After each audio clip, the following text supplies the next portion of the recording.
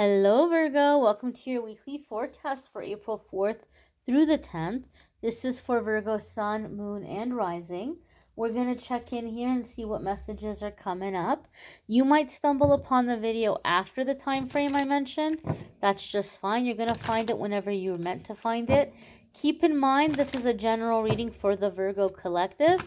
Not every single message is going to resonate. So take what does and leave what doesn't, my dears and my darlings. Let's get right on into it. One more good shuffle here. And I just want to say, for those of you that you like the deck that I'm using this week, I'm doing a intuitive tarot reading workshop June 18th in Phoenix, Arizona. And everybody who attends, I'm going to give you your own little box of this deck. I think this is a great deck to use because the pictures are so vivid. So if you're interested in that, you can sign up through the link in the description of the video. That will take you to calendly.com/amethystangelite. First card coming up here is the Ace of Wands. Now, if I'm not mistaken, my darling Virgos, Aries also had Ace of Wands coming up as their first card. So if you have an Aries placement, I would strongly suggest checking out that video. There may be some confirmations for you or some points that are being emphasized. Because it's a card that also came up for Aries, some of you could be beginning a project or doing something or working with an Aries simply because it also came up for them. Now, the Ace of Wands can come up when we're feeling passionate about something, right? But it can also come up when we're tempted to reject the situation because we might think that it's frivolous. We might think that it's frivolous, or we might think it's not that big of a deal. But the Ace of Wands comes up basically to say that this is a moment, an opportunity that is meant for you to take hold of, to seize, and that you're going to get out of it what you put into it. So it might not seem like that big of a deal, but once you start working it, you're going to see it's going to blossom. It's going to branch out into other things. So you might be tempted to turn it down because you think it's not that big of a deal. Or you might be tempted to turn it down because you think it's like not serious and it's just playful. However, it's something that is coming in because it's leading to other opportunities or connections or networking that's going to be really beneficial for you in the future. So don't be quick to turn things down that are coming in this week. Okay? Ace of Wands can also sometimes come up when like we're feeling more passionate, or we're allowing our passion to guide us. Like we're wanting to do things that are exciting us, right? And that is a form of following guidance and intuition as well. The next card that's coming up for Virgo is the Eight of Cups, right? So some of you aren't feeling fulfilled. Some of you aren't feeling fulfilled, and so you're following this new path, or you're seeking your passion. Some of you are like, Amethyst, I don't even know what I'm passionate about. I would love to follow my passion, but I don't know what it is. So Eight of Cups can come up when we're searching. I have a really interesting feeling here for Virgo with this Eight of Cups. Usually, Eight of Cups can come up when we're doing some kind of like inner work, right? And you will have heard me say in the past on this channel that Eight of Cups can come up when something is missing in our life. And really, what it is the spiritual connection. And I've explained that for me, Eight of Cups will come up in readings a lot of the times when I'm reading for an overachiever. You might be the kind of person that you put a goal to your mind and you don't rest until you succeed. And you make it look easy. People think that it just happens for you easy. They don't realize how hard you work. And you don't rest until you accomplish the goal. Then you feel happy when you accomplish the goal, but the happiness doesn't last long, because in a little while you're like, well, I'm proud of myself that I did this. I'm glad that I did it, but it didn't make me feel the way I thought it was going to make me feel. So maybe I focused on the wrong thing. Maybe I shouldn't have focused on my career. Maybe I should have focused on my education. Maybe I'll be happier when I go back and I get that higher degree. You do all the work, you accomplish that. Oh, I'm happy, but not as happy as I thought. Maybe I needed to focus on my personal life. Maybe I need to find my soulmate. You accomplish that. Uh, didn't make me feel the way I thought it was going to make me feel. Maybe this isn't my soulmate. Or maybe it's not a soulmate that I need. Maybe I need to have kids. And it just becomes the next thing and the next thing and the next thing. Happiness is constantly in the next endeavor or the next quest or the next goal. Some of you have heard me say this, and that aspect is still going to be true for some of you. For those of you that resonates, Spirit is saying with the Eight of Cups, you're going to go on in this cycle forever unless you stop and you take time to make your spiritual connection. Some of you are working on something right now, and Spirit is saying you're going to get it, you're going to achieve it. But it's going to be like all the other times where you're happy for a little bit and then something is missing, and we want to see you happy, we want to see you fulfilled. So we need you to right now take a time to like revamp your spiritual practice. Because some of you already have a spiritual practice. You might wake up every day and do your prayer and meditation and your gratitude journal. You may have some kind of routine that you do, but that's the problem with routine. It becomes routine, it becomes automatic. And so sometimes we need to freshen it up, we need to spice it up, like we would with a marriage or a relationship or with friends. We try to do different things once in a while. Try to think of some things that you might be able to add or incorporate in your spiritual practice that are a little bit different, right? That are keeping things fresh, that are keeping you in your spiritual connection. Now, the one thing I wanted to say is something about the Eight of Cups in this instance, Virgo, makes me feel for some of you, you're wanting to uh kind of like find yourself, but you're wanting to do it on the road. So some of you might be planning some kind of long, extensive road trip, even if you're not doing it this week. You might be planning for the future.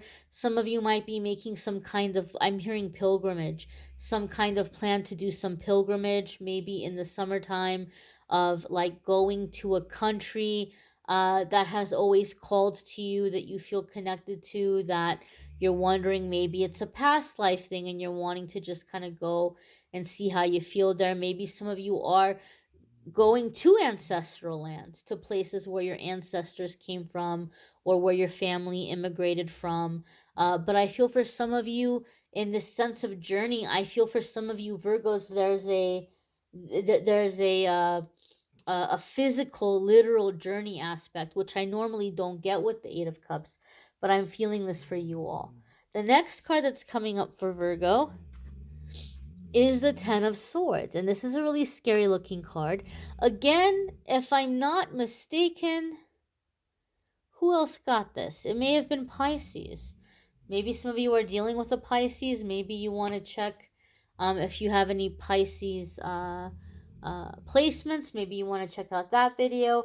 But here with the Ten of Swords, I know this is a really scary looking card, but it can be good news in that the Ten of Swords can indicate the end of a karmic cycle, or the end of something that no longer serves you, right? It's been holding you back. And so, in that sense, sometimes there can be a sense of this card of like the beast is dead. This could even be that some of you are coming into a period of good, solid sobriety, like where, like, this time you've got it. You've got a system that works for you, that comes natural for you. And so some of you may be coming into really being able to give up some vices once and for all. The Ten of Swords can also be feeling a sense of I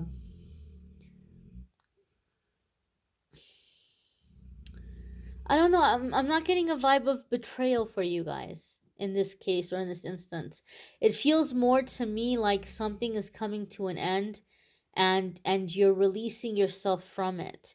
I don't know why, Virgo, but for some reason with this Ten of Swords, I'm feeling a vibe of like feeling guilty and then like just being done with guilt. Like I'm done with feeling guilty. I'm done with feeling sorry for everybody or feeling like bad if I'm, not doing what they want me to do. I feel here there's something, I don't know, maybe Virgo, some of you have had people, let me know in the comments. Let me know if some of you have had people in your life that have always put you on guilt trips, or if you were raised on guilt trips, if guilt trips was one of the ways that you were redirected or disciplined. And so maybe some of you have a history of feeling guilty and doing things out of guilt. And with this 10 of Swords, I feel like it's like I'm sick of it. I'm sick of feeling guilty. I'm not going to feel guilty anymore. I haven't done anything wrong. This isn't my problem, right? Not my circus, not my monkeys. So I feel there's a sense here, for whatever reason, that a lot of you Virgos might be releasing or letting go of feelings of guilt because you're realizing it's not your fault, it's not your burden, it's not yours to carry. And so, in that way, that could be a karmic contract that some of you are putting to an end once and for all. The next card that's coming up for Virgo is the Six of Wands. And the Six of Wands is victory. It's overcoming obstacles, it's overcoming challenges, it's victory. There could even sometimes be a sense with the Six of Wands that a truth is being revealed or that you're being vindicated. Maybe some of you have had somebody that's been spreading a lot of lies about you, and the truth is being revealed. And they're like, oh, okay, Virgo's not the one who is doing those things. The person who was accusing Virgo was the one doing those things. There could be something coming up where a truth is being revealed and you're being vindicated. Six of Wands could also be that you're beating out the competition. Maybe some of you are getting good news this week. Maybe you're getting selected for a promotion out of a bunch of people. Maybe if you have a business, you've submitted a request for business or a proposal for something and your proposal got chosen. If you are self-employed, the Six of Wands could also be that you're going to experience an increase of business because of word of mouth, because people are talking about you positively. Maybe for some of you, you're even getting a write-up, a favorable, positive write-up in a blog or a local newspaper, and people are starting to reach out to you or contact you. So it could be where you're getting a lot of exposure and a lot of attention just because people are talking about you and your business in a positive way, right? Like you're not having to advertise. A lot of it's coming in word of mouth. But Six of Wands is very victorious and positive energy. All of these cards together in a nutshell are giving me a feeling, in a sense, Virgo, that you guys are really, really, really coming into this astrological new year with a really clean slate, like just very aware of what's not working for you anymore and making changes so that you're not carrying this on any further, right? Like you're coming into the energy of doing things and being successful and being happy and just not running on empty anymore and not doing things out of guilt or out of obligation. I feel a sense here of like wanting to live and deciding to live. Like, I'm gonna live life. I'm gonna be happy. I'm gonna have purpose. I'm gonna have meaning. I'm gonna stop holding on to things that are draining me and depressing me and tiring me out. So there's a renewed energy here, right? You have the Ace of Wands starting it off. You've got the Six of Wands ending it. So this is this sense of gaining momentum, gaining enthusiasm, right? And moving in this new direction. You might want to check out your moon sign and rising sign videos. Some weeks those might resonate more than your sun sign, or they might add a little extra information. Please forgive my snoring doggy. He's a happy little camper right now, just loving being on the couch, and I don't have the heart to lock him up in the kennel while I'm recording. He hates being in there, so please forgive his snoring. So here we see. He sounds like a grown man. So here we have the Ace of Wands kicking it off, the Six of Wands ending it, coming back full circle in a way. So I just feel like you're getting your ambition back. You're getting your fire back. Um, and that's really good. That's really positive. So you may want to check out your moon, sun, and rising sign, as I said in my extra information. If you would like to schedule a private reading with me, you can schedule a private reading with me by clicking on the link in the description of the video. That will take you to calendly.com/amethystangelite, and you can schedule a private reading with me there. If you want to sign up for the workshop, link in the description will take you to Calendly, and you can sign up for the workshop on Calendly. Love readings for April are linked in the description. I thank you all. Oops, sorry, I knocked something over. I thank you all for watching, liking, sharing, commenting, subscribing. Have a wonderful week, my dears. Take care, Virgo.